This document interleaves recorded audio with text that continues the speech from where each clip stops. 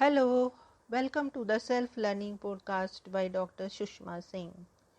Let us start discussion on Unit 4 Theoretical Analysis, and our topic is What after Functionalism?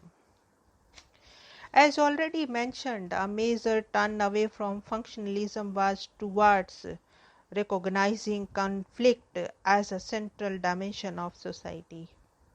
Increasingly, we find that the concept of society becomes defined in terms of conflict and competition rather than harmony and function.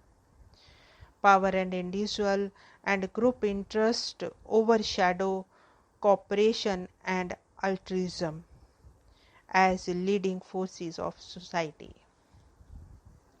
The oppressive events of the 20th century, the world wars, the Holocaust, the marginalization and genocide of colonial rule, Vietnam and Korea all combined to produce a critical approach to society where utopia was nowhere to be seen.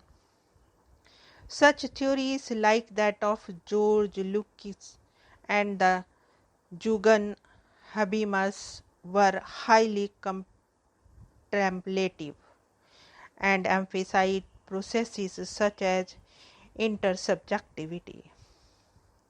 They were deeply concerned with the dehumanizing processes taking place in the world and also the role of theory in obliterating the human dimension.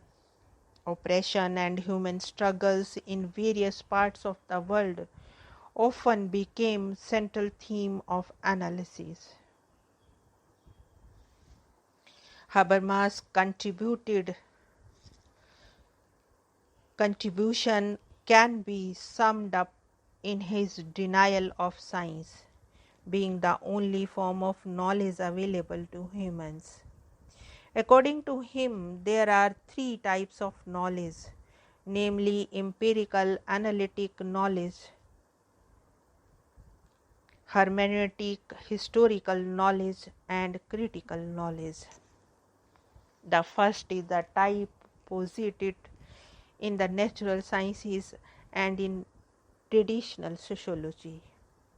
The second is the kind where we try to interpret the meaning system through the analysis of historical text. And the third, that is critical knowledge, emerges out of our attempts to understand conditions of oppression. Positivism persisted in theory in the period of what can designated as a high modernism and is evident in the French structuralism. Of the French structuralism, the works of Lévi-Strauss had a lasting impact on the social sciences.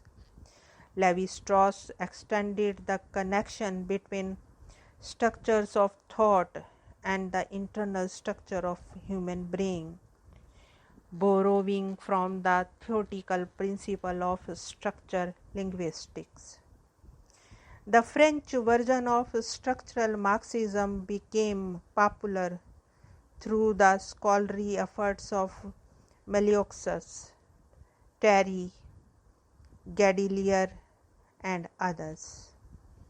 In fact, structuralism emerged as an intellectual tradition in social theory. Like functionalism, it also derived its inspiration from Durkheim. While functionalism accepted the premises of biology, structuralism used linguistic model to explain social and cultural phenomena. In the writing of Lévi-Strauss, we find a kind of mixture of structuralism and functionalism. He wrote extensively on kinship system, totemism, and myth. His analysis of logic of myth had a profound impact on the social sciences. In particular, his understanding of the notion of structure, conception of the unconscious, and approach to history were taken as leading a new way of perceiving social reality. But Levi-Strauss described his work as an initial statement only. In America, the high tide of modernism was marked by a conceptualization of culture as a publicly shared symbolic system, valid and internally coherent. Gates' conceptualization of cultural system dominated the field of anthropology, supported by his methodology of thick description. His interpretative approach to the concept of culture, going into detailed observation and narrative descriptions, took anthropology deeper into the realm of the actors.